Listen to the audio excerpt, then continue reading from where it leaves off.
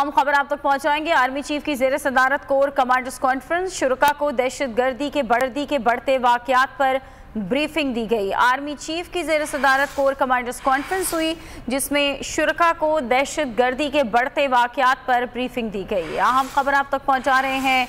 Army chief की जेर सदारत कोर कमांडर्स कॉन्फ्रेंस में शुरका को दहशतगर्दी के बढ़ते वाकयात पर ब्रीफ किया गया है। शुरका को दहशतगर्दी के बढ़ते वाकयात पर ब्रीफिंग दी गई।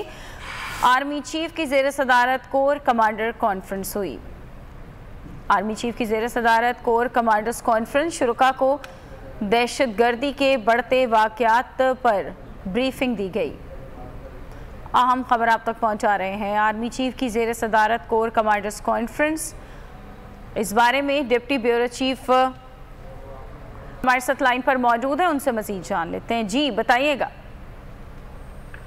जी बिल्कुल, 225वीं जो है वो कोर कमांडर कॉन्फ्रेंस हुई है। ISPR ने एलामिया जारी किया है। कोर कमांडर कॉन्फ्रेंस की सदारत chief of army staff Syed Asim Munir ने की है और इस जो कोर कमांडर कॉन्फ्रेंस है इसमें बतौर खास जो पेशावर का वाकया है उसको मरकूज किया गया है कि दहशतगर्दी के जो वाकयात हैं वो मुसलसल बढ़ रहे हैं और खासतौर पे जो पेशावर का वाकया है उसके जो खतरात हैं या उसके बाद के खतरात और जो दीगर वाकयात हैं उन पे कोर कमांडर्स कॉन्फ्रेंस को ब्रीफिंग दी गई है। कोर कमांडर्स ने इस अज़म का इजहार किया है कि दहशतगर्दों का गठजोड़ तोड़ने के लिए तमाम इक़दाम किए जाएंगे।